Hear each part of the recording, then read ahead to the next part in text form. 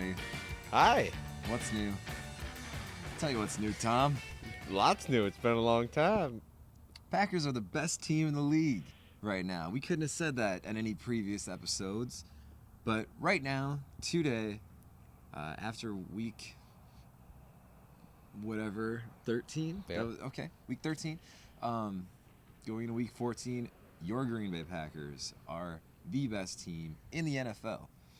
There's a lot of talk going around. Projections are starting to come out. Your power rankings are starting to come out. Your outlook to the playoffs are coming out. Things are taking shape. Divisions are whittling down.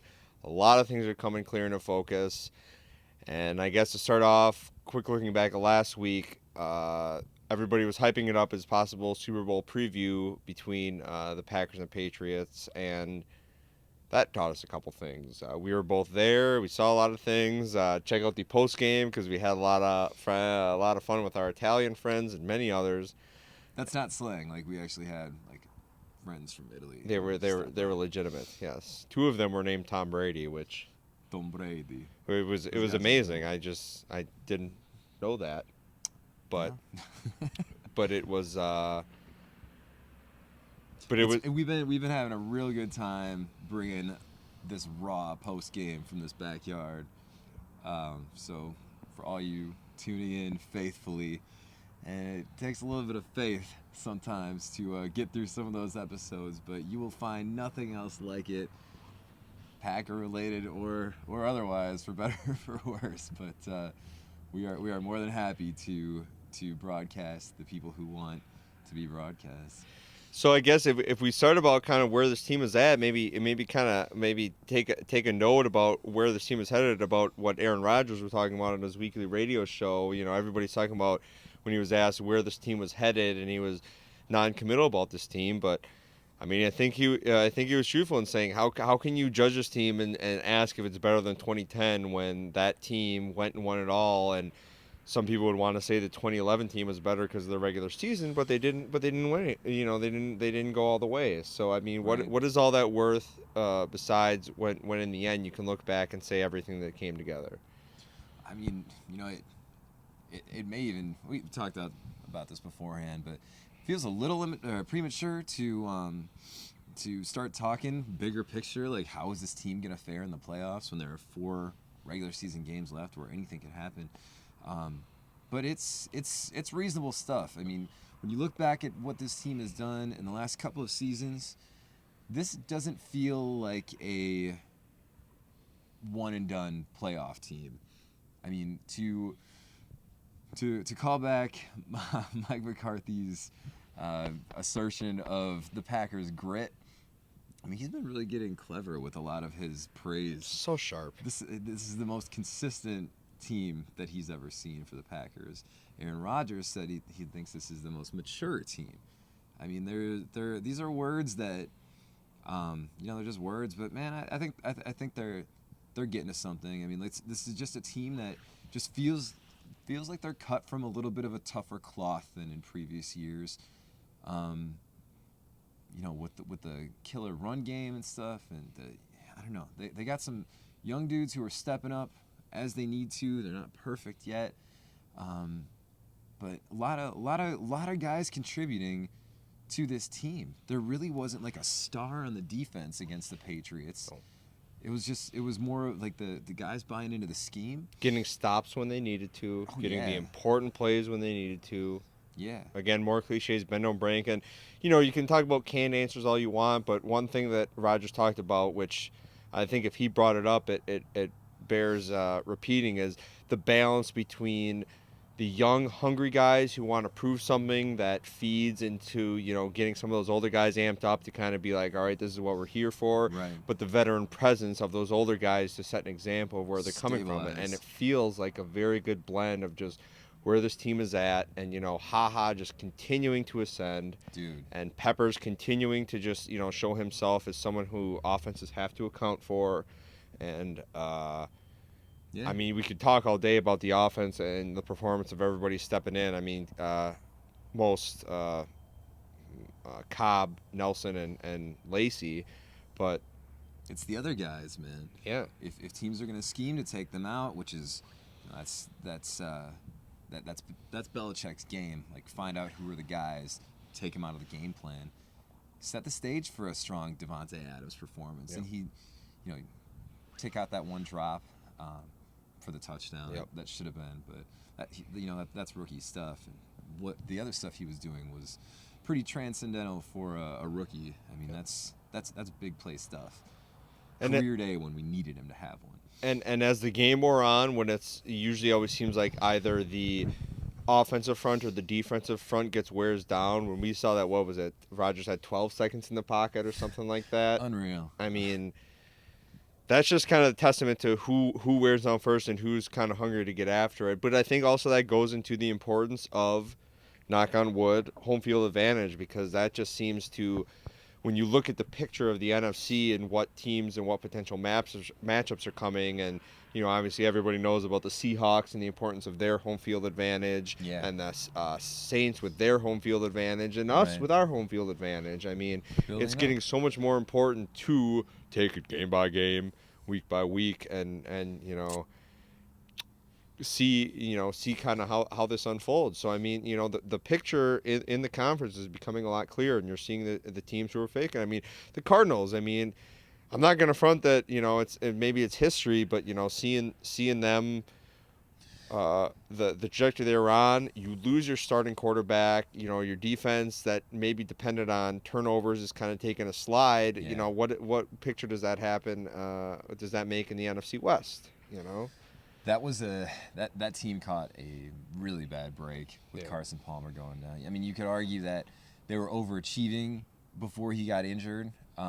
Bruce Arians, hell of a coach, coaching those guys up, and it's not that they're playing bad. It's just that I don't think that coming back down to earth. Yeah, big time. I mean, I think on a neutral field, I don't know how you could not pick the Packers over the Cardinals. Yes. Some of those other teams, though, I mean, Seattle kind of getting their swagger back a little bit. That's never a good thing for the rest of the conference. I mean, a team that can play defense and run the ball. Yeah. Can do a lot. Dude, I cannot stand watching Russell Wilson just dancing in the pocket. Yeah. It's so nuts, man. Yeah. I mean,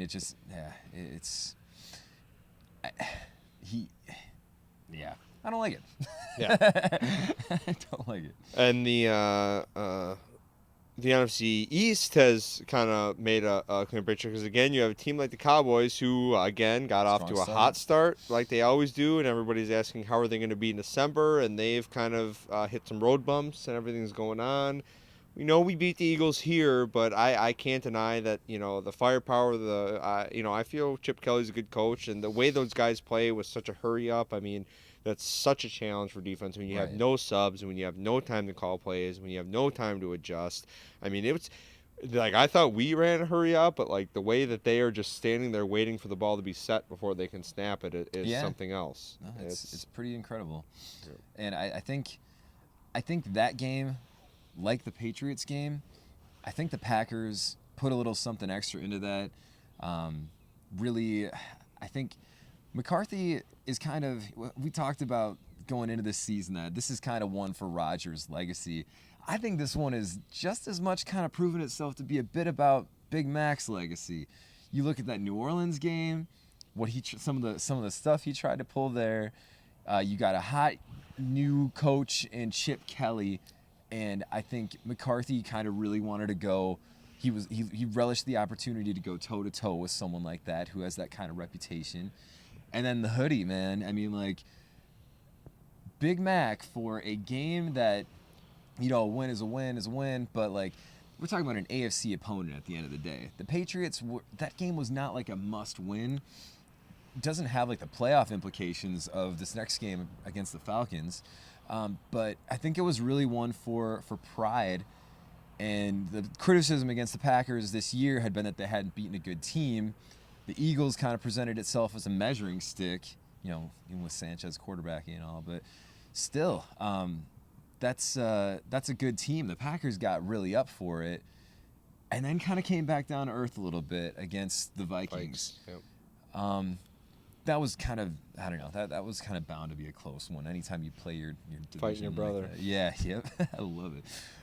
And then Patriots, man, again, they tried to play it down, but I think it was Micah Hyde who came out after the game and just said, like, yeah, that one we did put a little something extra into it. And I mean, if there's any proof of that, I mean, that both Belichick and Brady said that they put a lot more emphasis on the game. Everybody's talking about Brady's emotions after the game, and first of all, let me just say that it wasn't that he was calling out his game, or calling out his team or his O-line or anything. I mean, I think a dude that competitive is almost going to be more mad at itself. But I was also talking actually with my pop earlier today, and an interesting thing, because let's say that both Brady and Rodgers, they are super competitive, super highly talented guys. But could you ever imagine Rodgers jaunting up and down the sideline, yelling like that, getting in guys' faces, saying, "Come on, whatever"? It's just they're different. They're different guys. I mean, like you've never seen Tom Brady out there like joking around. Yeah.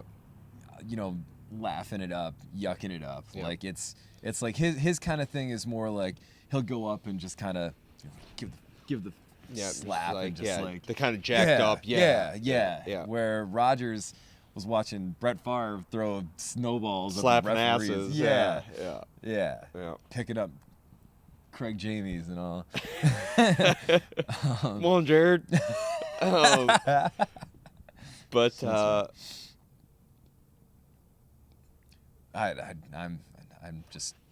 farved us. I just totally farved us. I think the times where we really can kind of just get a foot stuck in the mud is when we bring up old number 4, man. Still love the gunslinger. I love the gunslinger, man. Yeah. Anytime. Just the mention of his name just makes us drift off. It is. It's a totally different animal. All right, but to bring it on. Yeah, back. bring it back down to earth. But I mean, we as cliche as it sounds, we can't get too step ahead of ourselves. It is a Monday night game. It is Atlanta coming, a dome team that has had their fair share of struggles coming into Monday night. You got to feel pretty good about them. You got to feel pretty good about the remaining schedule of the Packers and their road to everything. But you've got Shields with concussion, and you've got some shifts going on. But Atlanta coming off a big game. Yeah. Big game. Yeah. Julio Jones going nuts. I mean, that was... I think that was just kind of a perfect storm for that scenario to play out, where Arizona is just kind of like, just that's a wounded team right now. Maybe not literally, but like their arrow is pointing down, and Atlanta had a home game on another really disappointing season, and I think they just pounced. Yeah. Confidence is so huge. I mean, let's take the Bears as evidence A. Gladly. I mean, everybody talks about the talent that they have and potential that they have. Defense has obviously been a shit show, but it's you play to kind of where you assert yourselves, and it's kind of a thing. A question was posted on cyberspace or whatever. I mean, who would you be more concerned about? Portal. Cyberspace portal. Cyberspace portal, baby. If you find it, you can ask what the code is. But Cardinals, Lions, or Cowboys? Or no, sorry, Cardinals, Lions, or Eagles? I mean, who is? And I heard someone say, it was actually on the radio, someone said that the Lions are more of a threat, given what we did to the Eagles on the when they came here, but. Yeah, the Lions that's tricky, but like, it may just be a moot point, because that's a team that plays so much better at home. We're not going to have to face them at home if we take care of business. I mean, we got, obviously, the last game of the season is here, and then they'd be in the hunt for the wild card. But I don't see us. I don't know, even if Detroit did come here as a wild card team, I think the Packers handle it.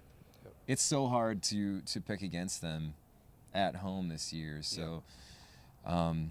If they take care of the Falcons, which they ought to, you're up 10 10-3 for a record? That's the magic number, right? According Yeah. to Big Mac and everything, we can start talking about playoffs at 10. All right. I sure hope we can. We jumped the gun. I'm sorry, Mike. Please forgive us when we have pizza and beer. It'll be 5 teeth clicks. Actually, when I watched, did you watch Belichick's like super remorseful like post game? Not the entirety of it, just Oh him giving some praise or whatever, goodness. and then just saw him going up to Rodgers and giving his.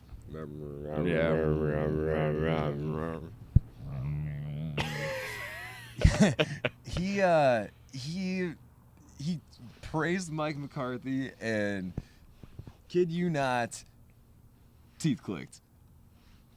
Totally. Couple. Now I don't know if that was where McCarthy got it from, but man, I've seen the teeth click out of Belichick before. really? Okay. But he's also that smart and sly as a Mofaki that, you know, it might have been his way of kind of, you know, I don't know. But I remember going back and, you know, I mean, maybe it's a prerequisite. I don't know if it's a prerequisite for, you know, kind of at coach college. be Man, into who that knows? thing. Yeah, exactly. Yeah. You know, you can't get to the point. It's kind of like it's a big thing to watch out for. But What do you think of what do you make of? I mean, this game, statistically speaking, could have been a Super Bowl preview. What do you think of all like the reading into it where Belichick lulled them in with a false sense of security, and he's praising McCarthy and Rodgers to play these like mind games and try to get any kind of advantage for potential. Yeah. And that they have kind of, even with Brady this year, they kind of have been a run-first team. And we, if anything, are a vulnerable in our run defense. So they didn't want to show their card in that. So when they get it, they can pound at us and just exploit our weaknesses and everything. I'm not going to put it past the hoodie, but... he seems like the kind of guy that would have that eye on it. But at the same time, like... You got to win the game. Yeah. I mean, I don't think you lay down like to I don't know for some game that may or may not even happen. Yeah. Like that'd be pretty remarkable if those two teams were able to find their path. And they still want to win, and you can tell Brady was yeah. trying to win. And that last drive, and seeing them, and the desperation that they had, and that sack Raw that emotion. Neal and Daniels got. Yeah. And pounding them back down, and just the way the Fever crowd came in. I mean, it was. No, they were trying to win. Absolutely. Yeah, it was. They've said some junk since then too. Revis said that he thought Jordy Nelson pushed off him on the touchdown. Gronkowski said something about. He almost made it sound like knocking the ball out of his hands was like a touch dirty or something like that. It's just like. Whatever. I don't know. I don't know how it would feel to like have a game that close and feel like you should win and that you're the best team in the league and you got this chance to assert and you come up short. But I don't know. That stuff just sounds.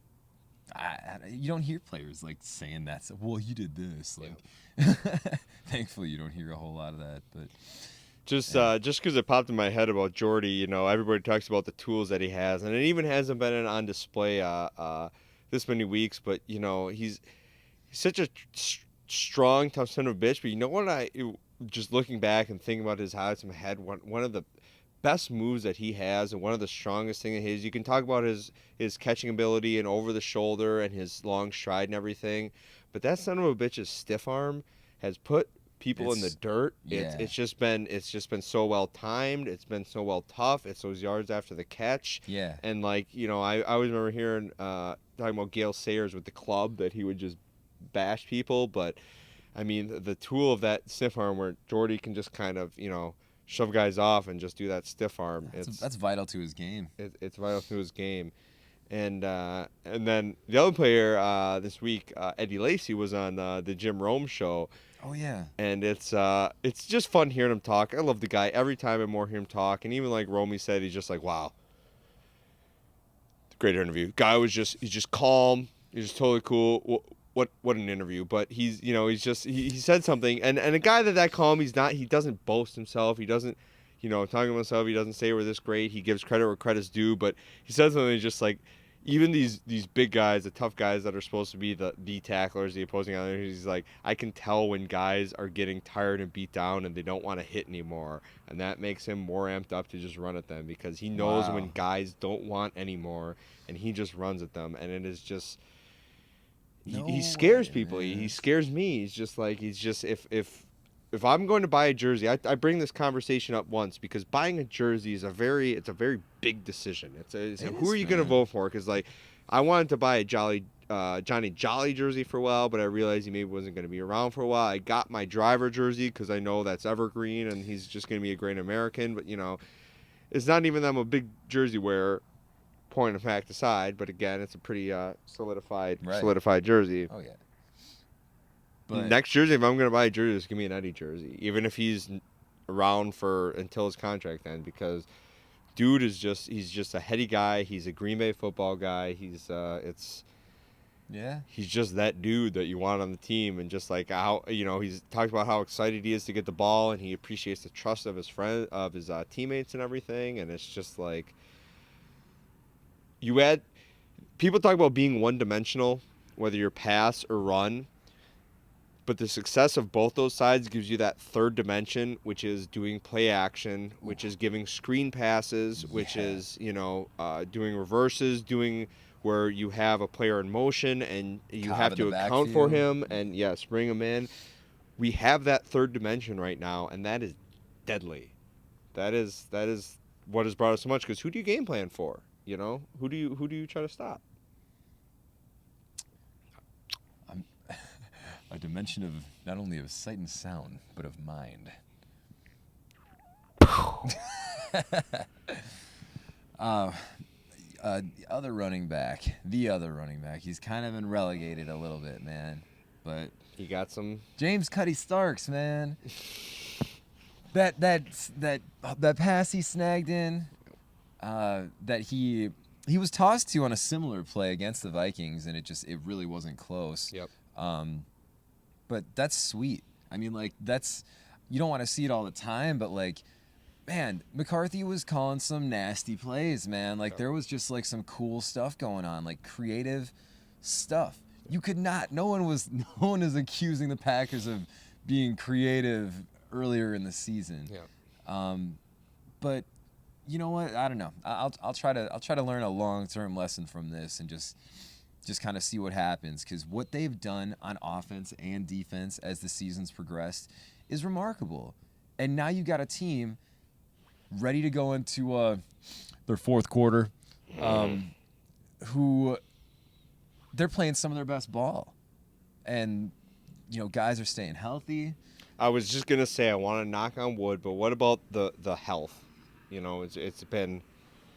It's been something, when you don't mention it, it's something you don't think about. But my goodness, the fact that we've had, these guys come back tweak. You've had tweaks. You've had Clay with his groin and guys dropping out for a game. Balaga earlier in the year. You had Tremont and Shields with their little tweaks earlier in the year. Shields with the concussion this week and everything. Yeah. But it also feels like that Shields goes out, House comes up. I mean, even on the linebacker core, when you feel like you move Clay to the inside, you don't feel like you're giving up too much on the outside when you have those other guys. When you have an anchor in Peppers, but then you have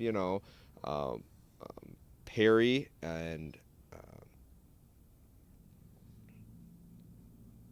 Neal and another guy's filling void. Is Neal still doing that outside linebacker type stuff? It's so weird, man. This is just such a this whole year. I mean, they were doing 4-3 stuff earlier that now suddenly they're not. There was NASCAR stuff. It's shifty. Dom is doing some cool stuff. When it's quiet about Dom, it's a good thing, because right. People are still kind of ready to put his head on the platter. Oh yeah. When things go bad, when things go bad, people are ready to turn him to the wolves, but hasn't given him a reason so far. Yeah. I do love that. So Julio Jones went off against the Cardinals. Julio Jones, wide receiver for the Falcons, had an incredible game against the Cardinals last week. And him and Matt Ryan, quarterback, hooked up on a bunch of plays. I love it because it gives them something to stay focused on this week. Like they're looking at a receiver who's coming in with a hot hand, and it gives the defense something to be focused on. I don't know if I'm really worried about them losing focus just because of how well McCarthy coaches these guys and how he preaches how they got to handle success. But just like we are, you can't help but look ahead a little bit. Right. And that is dangerous. Right. I'd accuse them. You could accuse them of a couple things in that Saints game, which you kind of keep coming back to just because it's looking like it was just an anomaly. You hope it was anyway. Yes. But were they focused on just like they were all talking about how sweet it'd be to get to whatever record going into the bye with a win, to the point where they maybe just kind of saw it as a foregone conclusion. And guess what, boys? There ain't none of those in the NFL. Yep.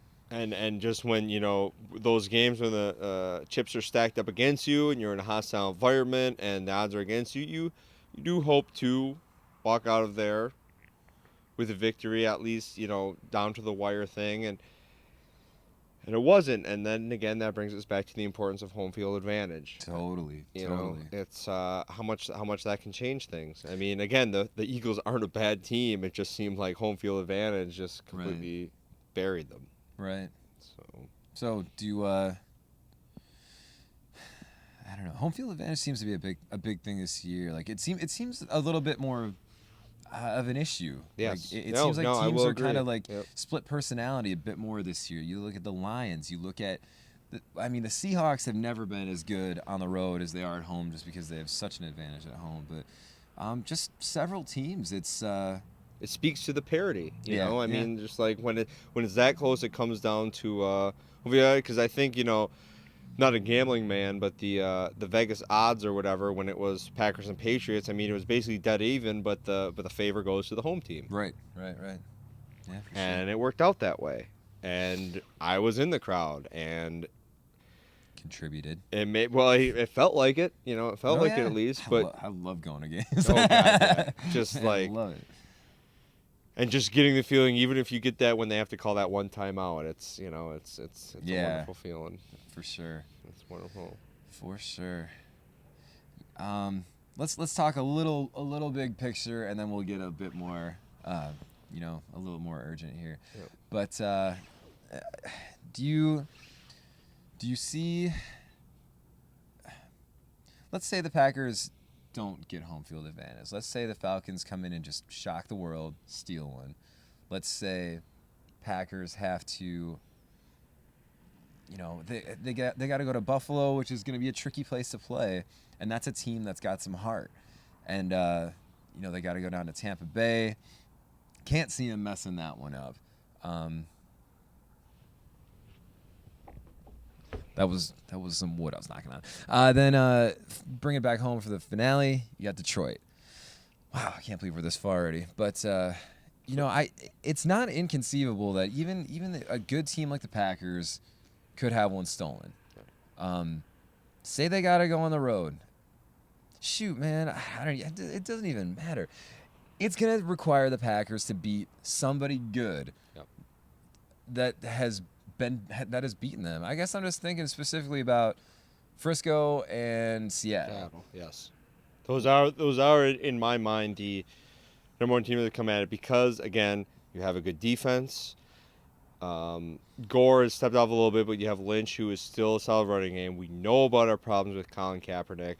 We know the problems that we can present, and we know how fickle week to week each can be. I mean, you can have an off week. This is the NFL. If you fall behind a little bit and you feel like you have to play catch up and you get away from your game plan, you know how that can end up. So, I mean, as far as scenarios go, again, it speaks to the importance of home field advantage. My biggest fear would be Seattle at home. Just for, again, the sake of hypothesizing, just the Saints aren't anywhere in the conversation for being that team. I would be afraid if they were playing Peyton and Breeze football. If the Packers stumble to a wild card, the Saints could definitely win their division, and we could it's not an impossible scenario. Yes. Yep. But it's just because of how it's gone the last couple of years. San Francisco's had our number. Seattle's whooped on us too.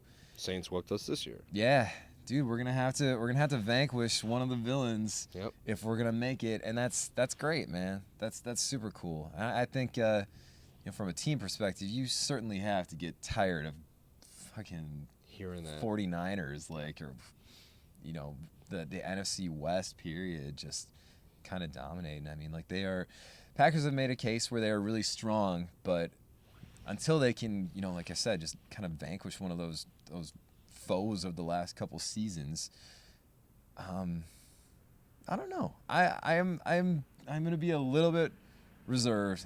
Just, you can only play who's on your schedule, yes. but I look forward to that playoff matchup immensely, just to see where they're at. And right now, you got to feel good about where they're at. Absolutely. It's an exciting time to be a Packer fan. That's why we're doing this, man. That's why we are doing this. This is super cool. Rodgers, another MVP caliber season. You got some people talking about J.J. Watt in the picture. But again, to touch on that or whatever, you can be the most maybe outstanding player on a team, but to me, most valuable means that you get your team to win and get them somewhere. And J.J. Watt was part of a 2-14 team. Yeah, last year. If your team is in the gutter, J.J. Watt, you're an amazing player. But if you are not the one turning the tide of that team and putting them in contention, you can't call them the most valuable player because there's not much value in being sub 500 and getting out of the playoffs. Right. Value is winning, and the Packers have been doing it phenomenal for a while now. This has been a heck of a season. Fourth quarter coming up starts with the Atlanta Falcons coming into Green Bay. Mike Smith could be his swan song this year. I'm sure those players, maybe Mike Smith is like the him. Mike McCarthy without the charm. He's like so like goddamn vanilla. Steve Martin without any charisma. Yeah. Which shit, man. He's done some boneheaded stuff too. But I think they're going to be playing with a bit of focus, if only because that NFC South division is just sorry. Yep. The fact that they showed a graphic the other day of the NFC playoff picture, and then they have their in the hunt column. In the hunt, the 2-10 Tampa Bay Buccaneers are in the hunt. Have a chance.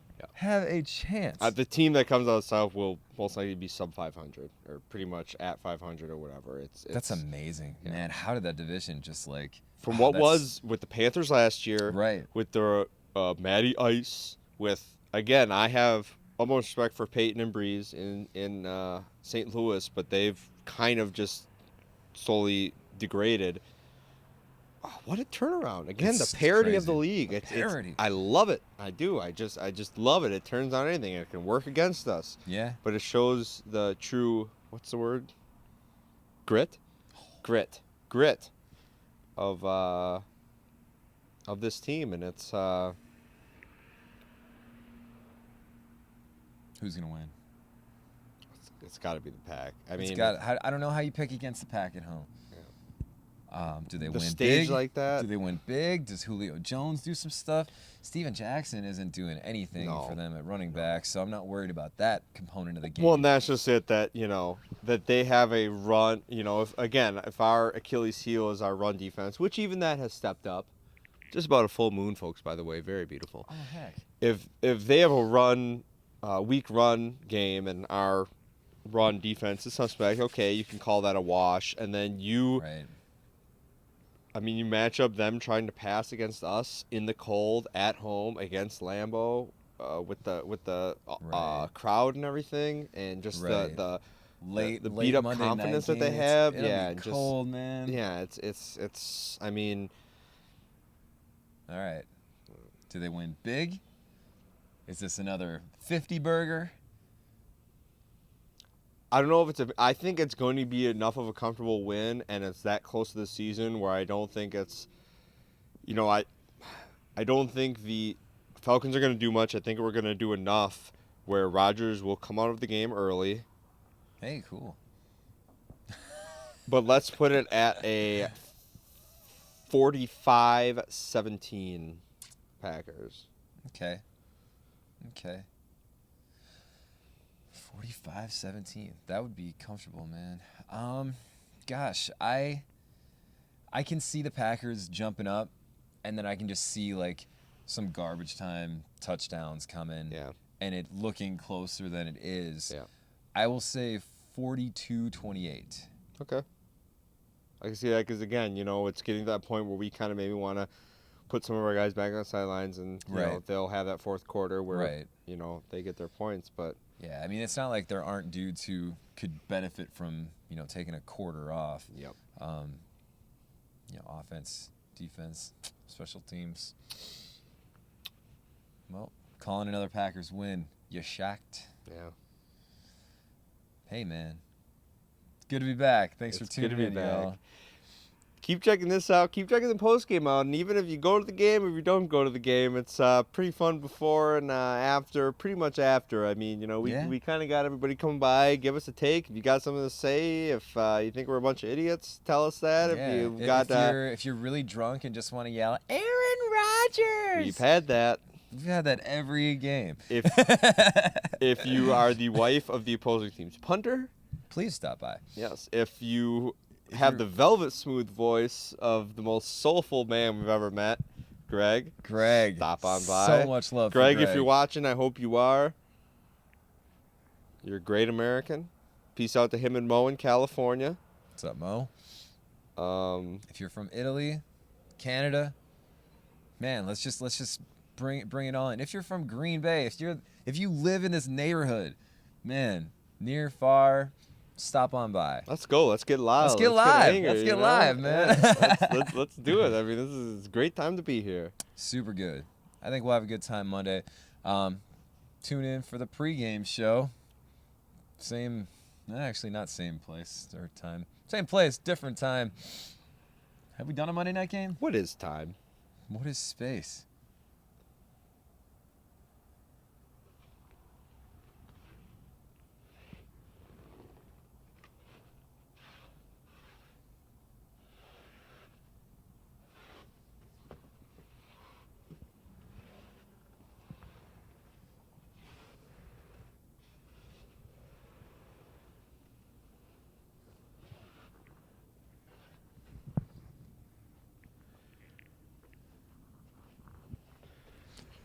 For Matty Day, I'm Tommy Burns. For Tommy Burns, I'm Matty Day, and we were live from Stadium Drive.